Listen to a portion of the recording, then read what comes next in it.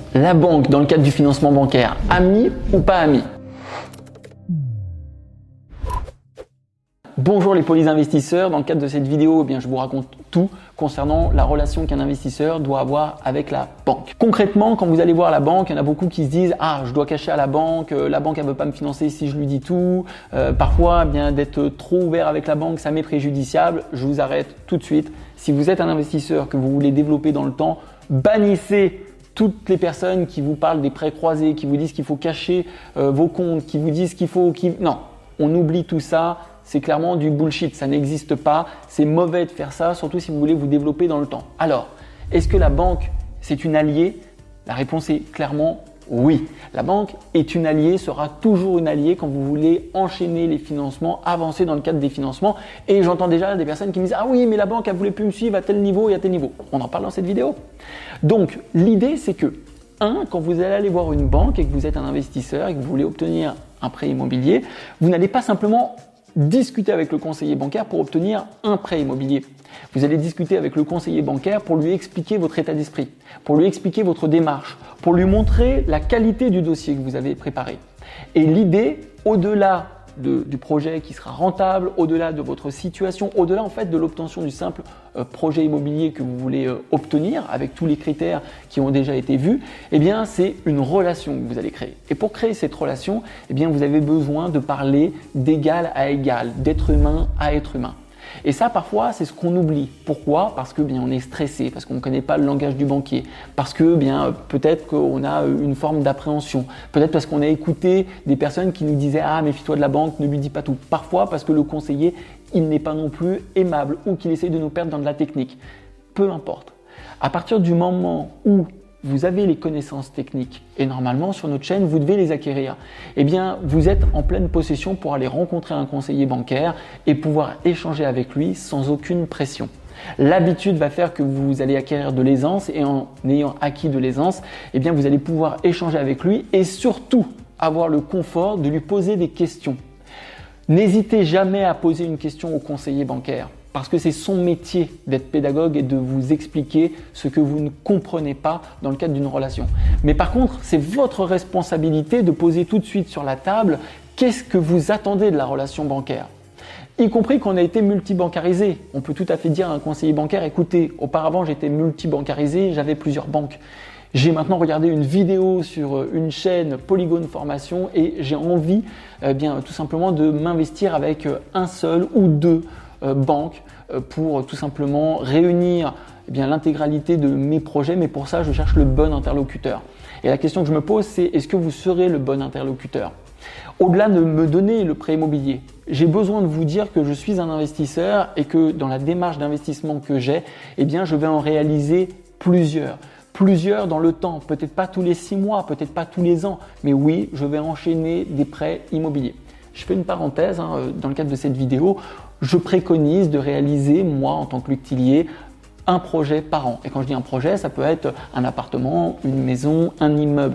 Parce que ça va laisser le temps à la banque d'apprécier votre comportement bancaire, comment vous vous êtes comporté dans le cadre de la gestion de votre bien immobilier. Et tout simplement, quand la banque sera rassurée, ça sera plus facile de vous suivre. Je ferme la parenthèse. Donc revenons à la vidéo sur le cadre de la relation avec le conseiller. Donc le conseiller, lui, quand il vous rencontre, qu'est-ce qu'il veut? Et moi, je le connais bien pour avoir été un conseiller bancaire. Il a envie de comprendre qui vous êtes, qu'est-ce que vous faites, où est-ce que vous voulez aller, et ensuite, il a besoin de comprendre vos valeurs ou de se faire une interprétation de vos valeurs. C'est-à-dire que, je ne sais pas si vous vous souvenez de ça, mais on disait quand vous allez voir le conseiller bancaire, il faut que vous soyez bien habillé. L'idée, c'est pas d'être bien habillé, costard, cravate ou tailleur pour les femmes, pas du tout. L'idée, c'est simplement d'être propre. C'est on arrive, on a un rendez-vous, c'est sûr que j'arrive pas avec un t-shirt sale, pas coiffé, les dents pas brossées. Non, parce que tout simplement, ça va pas donner une bonne impression. Ce qui n'a rien à voir avec la technicité de la banque. C'est simplement qu'en tant qu'être humain, j'ai une personne qui se présente en face de moi et qui ne me témoigne pas un minimum de respect pour pouvoir collaborer avec moi, j'aurais pas envie de travailler avec elle, tout simplement. Donc la première étape, c'est je m'habille de manière correcte, je prépare un dossier, je suis professionnel, je vais me présenter et ce n'est pas un entretien d'embauche. Le conseiller bancaire n'est pas au-dessus de moi et je ne suis pas au-dessus du conseiller bancaire. le conseiller bancaire représente une entreprise, il a besoin de faire du business, et puis bien j'ai un investisseur qui lui a besoin d'obtenir un financement. Et l'idée c'est de trouver le chemin qui va nous permettre de nous réunir pour finalement concrétiser ensemble une relation. Une fois que ça s'est établi, je la pose avec mon conseiller bancaire. Très bien monsieur le conseiller bancaire, quel serait pour vous le client idéal? Au-delà du projet immobilier qu'on est en train de constituer ensemble, j'ai besoin de comprendre quelle est la démarche de la banque, quelle est votre politique commerciale, quelle est votre politique risque, quel type de client en fait vous recherchez, pour voir si effectivement aujourd'hui je m'inscris dans la démarche que vous recherchez.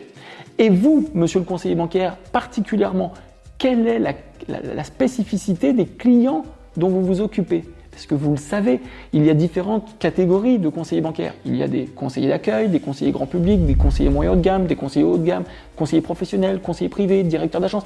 Donc, ça va être important, vous, de savoir avec quel interlocuteur vous échangez, parce qu'il n'aura pas les mêmes délégations, il n'aura pas les mêmes connaissances. Et pour vous, en tant qu'investisseur, c'est important ça de le comprendre. En même temps que vous allez poser la question au conseiller de quelle est la politique commerciale de la banque, risque, parce que ça peut évoluer dans le temps, et de quel type de client lui il recherche, posez-lui la question, intéressez-vous à lui également, au-delà du projet que vous vous apprêtez à financer, qu'est-ce que vous avez envie de développer avec votre client? Pas en termes de produit ou de service, mais ça serait quoi la relation idéale? Est-ce que j'ai besoin de tout vous dire? Est-ce que quand j'ai l'idée d'un projet, est-ce qu'avant d'aller à un projet, il faudrait d'abord que je vienne vous en parler? Voilà, écoutez-le, construisez. Vous êtes à part entière un facteur complet de cette relation-là. Vous ne pouvez pas vous en extraire et donner la pleine responsabilité au conseiller bancaire. De l'autre côté, vous devez aussi, parce que le conseiller bancaire n'est peut-être pas tout à fait à l'aise avec l'art de communiquer, avec la rhétorique, avec tout simplement le fait de se présenter, vous devez faire aussi l'effort, l'énergie de vous présenter. Voilà, moi je suis un investisseur, je suis marié, j'ai 2 enfants, mon activité professionnelle est la suivante, j'aimerais investir dans le temps. Aujourd'hui, on voit ce projet immobilier-là.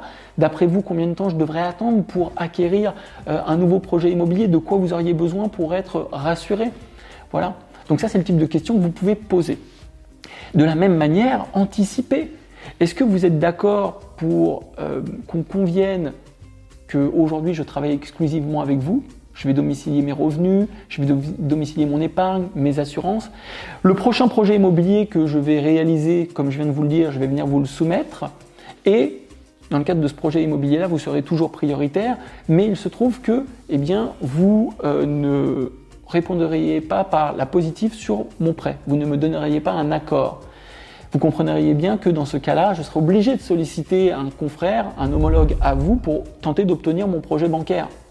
Et donc, et je vous le dis maintenant, je ne recherche pas systématiquement les meilleures conditions. Et là, on indique au conseiller bancaire que entre avoir une bonne relation et payer 0,10 de plus sur son prêt bancaire, ou alors avoir une relation qui est moyenne ou que je ne connais pas avec une autre banque, mais pour un taux qui est moindre, je vous dis tout de suite, il faut mieux que vous restiez avec le conseiller bancaire qui est le plus cher. C'est plus intéressant d'avoir un conseiller bancaire qui vous comprend, qui est investisseur, qui comprend l'attitude d'un investisseur, de travailler avec ce type de profil-là, que de travailler avec un conseiller bancaire qui ne comprend rien. D'accord ? D'ailleurs, ça peut être une question à lui poser. Est-ce que vous êtes vous-même investisseur ? Est-ce combien de biens vous avez ? Et ainsi de suite, parce que ça aussi, ça donne en fait un état d'esprit. Voilà, donc ça, c'est déjà des éléments à poser avec le conseiller bancaire. Et enfin, quand vous essuyez un refus, ce qui fait partie de la relation, il y a 2 choses qui se produisent. D'une part, c'est revenir vers le conseiller bancaire en lui disant « Écoutez, comme nous l'avions convenu, et je vous demande de ne pas m'en tenir rigueur parce que c'était l'accord que nous avions eu au début. Je vous ai soumis un projet que vous n'avez pas pour l'instant souhaité financer et j'ai une autre proposition à la concurrence. J'aimerais éviter de partir à la concurrence et j'aimerais rester avec vous. Qu'est-ce qui ferait que j'obtienne un accord avec vous ? Et ça, c'est une question fondamentale d'ailleurs que vous ne devez pas poser qu'à votre conseiller, à toutes les banques que vous sollicitez. C'est très bien, je viens de recevoir un refus. Qu'est-ce qui ferait que j'obtienne un accord ? Et écoutez, parce que souvent, les investisseurs que je croise n'écoutent pas. Quand le conseiller bancaire dit « il faudrait que vous mettiez plus d'apport ». Ok, ça serait combien plus d'apport ? 5 000, 10 000, 15 000 ? Vous avez un accord de prêt. Souvent, les investisseurs ne l'entendent pas. Vous avez un accord de prêt, mais qui est soumis à condition. Donc, votre problème n'est plus d'obtenir l'accord de prêt, votre problème est de trouver l'apport. Ce qui est différent. Ça ne veut pas dire que vous trouveriez l'apport, mais ça veut dire qu'il faut que vous écoutiez. Voilà. Parce que parfois, il y a plusieurs choses qui se passent dans la relation et souvent, on manque d'écoute, notamment dans le cadre de la relation avec le conseiller bancaire. Quand un conseiller bancaire vous dit « on a jugé le projet trop risqué », Très bien. Qu'est-ce que ça signifie risquer? Qu'est-ce qui viendrait vous rassurer sur le projet immobilier de manière à ce qu'on puisse collaborer ensemble? Vous voyez l'importance de la rhétorique et de la communication dans le cadre d'un échange avec un conseiller bancaire. Je m'arrête là parce que c'était simplement pour semer une graine et vous permettre de voir tout ce qui peut en ressortir, parce que je vous le dis, dans toutes les négociations, c'est souvent 90% d'humain à humain qui permet de sortir par le haut avec une solution. Avant de partir, n'oubliez pas, activez la cloche, laissez un commentaire si vous avez des questions, on y répondra avec beaucoup de plaisir. Abonnez-vous et si vous voulez aller plus loin, on a 7 heures de formation offertes, vous vous inscrivez, il y a un lien dans la description et puis vous passez un petit peu plus de temps avec nous. Moi, je vous retrouve dans la prochaine vidéo.